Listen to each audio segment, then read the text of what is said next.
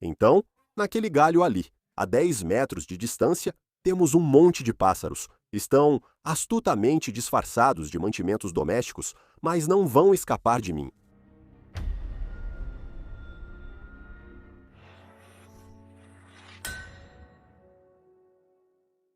Oi, aqui é a oficina do Todd e Todd Cutler, e hoje vamos dar uma olhada nisso. É um arco de pedra ou de chumbinho do século XVI. Você arma ele contra o peito. Você coloca uma bela bala de chumbo como esta aqui. E você atira e ele faz isso. Desde o início, preciso deixar claro que essas nunca foram armas de guerra, mas sim usadas para caçar pequenos animais, aves e coelhos. Isso se repete nas obras de arte originais. Às vezes, elas disparavam balas de chumbo, como esta aqui está preparada para fazer, mas muito frequentemente usavam pelotas de argila enroladas, mas redondas, de tamanho uniforme. Curiosamente, apesar do nome, elas nunca disparavam pedras de verdade, pois são muito irregulares e não permitem um lançamento limpo ou preciso. Esses primeiros arcos de pedra eram sempre armados à mão. Isso significava, é claro, que haveria um limite natural para a potência que você poderia ter, mas para a caça, pequenos animais, era potente o suficiente. Acertei a galinha 2 vezes porque fiz outra tomada para garantir, mas também é potente o suficiente, que Shakespeare escreveu em Noite de Reis. Ah, por uma besta de pedra para acertá-lo no olho. Não recomendo isso, mas conseguimos 2 acertos na galinha aqui. E aquele atravessou completamente até a cavidade corporal, e esse aqui também. E eu sei disso, porque o projétil caiu do traseiro dele no chão. É uma arma de caça tão boa. A Alemanha gostava especialmente de criar trabalhos em metal muito sofisticados e complexos. E por volta de 1600, eles olharam para o arco de pelotas, acharam que podiam fazer melhor e fizeram. E eles criaram o arco de ação por alavanca Schnepper. O design do arco Schnepper nunca se popularizou no resto da Europa. Porém, nos animamos com ação por alavanca, mais potência, carregamento fácil e bons motivos. E então, eles começaram a projetar arcos muito parecidos com este. E eles permaneceram praticamente inalterados, na verdade, de cerca de 1750 até o início do século XX. Então este aqui, do início do século XX, ação de alavanca para carregar e armar, puxar para trás e atirar. E ainda tem a mira frontal, de 2 pilares, como as Stonebows têm há centenas de anos. Todos gostam de mais potência, e a alavanca proporcionava isso. Mas, como já vimos, ainda há força suficiente para caçar pequenos animais. Mas a questão é, quanta potência tem? Todos queremos saber, então vamos descobrir. Esses arcos foram feitos para caça de curta distância. 5 metros, 10, 15, algo assim. E ali, a 10 metros de distância, temos uma abóbora que parece muito saborosa e também muito apetitosa. Isso é um cronógrafo Garmin Zero. Então o que você faz é pegar o arco e apoiá-lo contra o peito, não contra o externo, mas abaixo disso, no estômago, para que você possa empurrar contra ele. Você puxa a corda para trás, encaixa, coloca o projétil na bolsa e manda para a abóbora.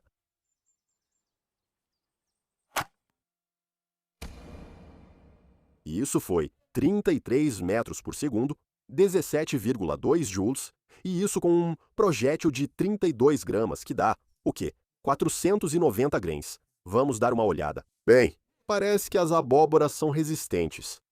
A questão é que esses números não são tão grandes, especialmente hoje, mas, como mostrou o exemplo do frango, já bastam para o objetivo. Superficialmente, as bestas de pedra parecem semelhantes às comuns, mas na verdade são bem diferentes em 5 aspectos principais.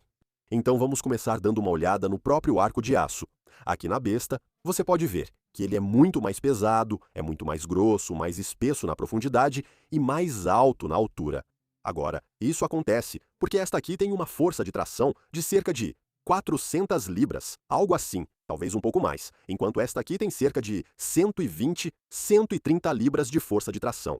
Você precisa de um arco mais fino, mas Ao usar uma alavanca de pé de cabra, ganha vantagem mecânica. Porém, as alavancas não existiam nessa época. Para arcos de pedra, você precisa fazer isso manualmente, o que limita a potência. Mas, claro, outra coisa que fica imediatamente aparente é que este aqui tem uma corda dupla e este tem uma única. Você precisa disso para disparar virotes. Este não dispara virotes, mas faz algo inteligente.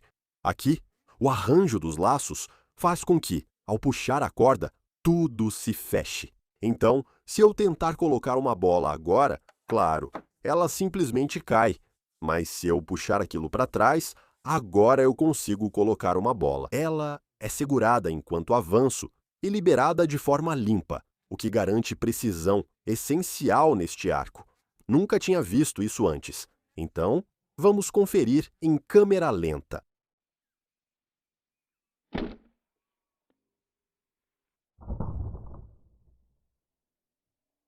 Então, nessas imagens, você viu o papel importante da bolsa. Ela deve segurar o projétil totalmente para trás, senão ele cai. Mas conforme avança, deve se abrir bem e deixar o projétil seguir livremente. Por isso, são necessários projéteis arredondados. O tamanho precisa ser preciso para a bolsa. Você pode enrolar as bolas, mas deve conferir o tamanho. Porém, há outro ponto. Isso também significa que coisas de formato irregular, como pedras de um leito de rio ou de uma praia, simplesmente não vão funcionar. Vamos analisar agora o gatilho da besta de pedras, que é bem simples, composto por duas partes principais, incluindo o gancho. Vimos tudo isso no filme, mas a corda vai no gancho ali. E então, o encaixe na parte de trás a segura. Quando você puxa o gatilho, dá para ver ele se movendo aqui e ele libera e passa agora. Isso funciona perfeitamente para uma besta de pedra, mas claro, é totalmente diferente do sistema de gatilho de roldana que existe em uma besta comum. E então aqui, a corda entra na própria roldana, você puxa o gatilho e a roldana gira para frente, liberando a corda. Tecnologia bem antiga, do fim do Império Romano, mas ainda usada na época dessas bestas. Agora, vamos ver o corpo da arma. Com uma besta, quase sempre é completamente plano na parte de cima. Você quer que a corda quase toque o topo da arma e tenha bom contato com o virote para tudo funcionar bem. Já com uma besta de pedras, não é assim. Qualquer interação na corda vai afetar a precisão, vai impedir que ela seja uma boa arma de caça. Então esse recorte aqui, esse rebaixo no corpo da arma, é feito de propósito para que a corda não possa e não vá tocar em nada durante o seu percurso. Ao ver xilogravuras, imagens de manuscritos ou descrições de museus, eles às vezes erram. Se ela tem um rebaixo curvado, é uma besta de pedra, não é uma besta comum. O quarto aspecto, que é diferente nessas armas, são as miras. No século XV, as bestas não tinham miras. E muitas vezes não tinham, geralmente não tinham no século XV primeiro, mas as bestas de pedra tinham miras desde muito cedo. Então você tem uma mira traseira e uma mira frontal, e era essa combinação entre as miras. Uma bolsa que soltava suavemente e uma coronha sem tocar na corda, permitindo precisão suficiente para a caça. O último ponto de diferença é o botão arredondado na ponta, pois você o apoia no corpo e puxa para trás. Então, uma coronha pequena, como você encontra em uma besta, só vai machucar. Por isso, você precisa daquela peça grande para conseguir fazer isso confortavelmente agora. Esta aqui, claro, é armada de uma forma completamente diferente. Então você não precisa daquela ponta arredondada. Na verdade, ela só atrapalharia, tanto para armar quanto para atirar. Então isso é feito com uma alavanca de pata de cabra e, claro, o virote é colocado. E eu estou mirando para baixo, então coloco meu polegar em cima. Se você quiser saber mais sobre isso, como falei no início, há um filme completo de fabricação nas notas, onde mostro como faço cada parte e sua utilidade.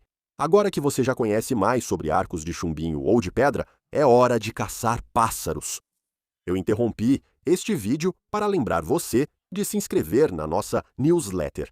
Ela está cheia de ofertas, descontos, informações sobre novos produtos, todo tipo de coisa.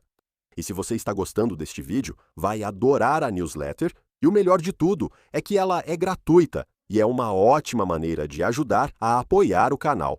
O link está nas notas. Agora, de volta ao vídeo. Então, naquele galho ali, A 10 metros de distância, temos um monte de pássaros disfarçados de mantimentos domésticos, mas eles não vão escapar de mim.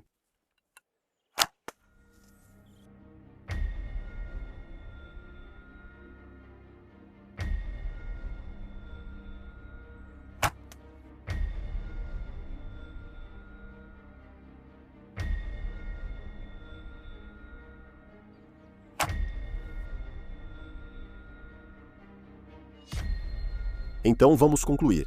Bestas de pedra ou arcos de bolinha disparam bolas de argila ou chumbo com potência e precisão suficientes para abater pequenos animais. Mas a questão é que elas são baratas. A munição é barata, diferente de uma flecha, então se você provavelmente vai perder uma flecha que é cara, use uma besta de pedra. Elas são ótimas para acertar pássaros nas árvores, coelhos no chão ou patos à beira d'água. Esta é uma imagem incrível de Carpaccio, mostrando arcos de pelotas em vez de bestas de pedra. A versão portátil disso era comum na Europa, com homens em barcos caçando patos por volta de 1500, 1550. Acho que essa imagem é dessa época. E outro aspecto desses arcos que os torna realmente úteis é que eles são relativamente silenciosos quando comparados às armas de fogo. Brilhante para caça, provavelmente brilhante para caça ilegal também. E essa é uma das razões pelas quais teve uma longa vida útil. Esses arcos foram usados por cerca de 500 anos antes de saírem de moda. Na China, onde acredita-se que se originaram, foram usados por ainda mais tempo. E claro, a última coisa que realmente vale a pena mencionar é que eles são muito divertidos. E é isso por hoje. Espero que você tenha gostado.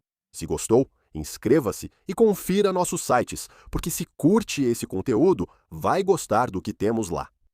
Também iniciamos um segundo canal no YouTube, com conteúdo mais de nicho sobre livros, museus, ferramentas, técnicas de fabricação e outros temas. Coisas que não se encaixam no canal principal aqui. Mas confere lá também. Nos vemos de novo. Obrigado, pessoal!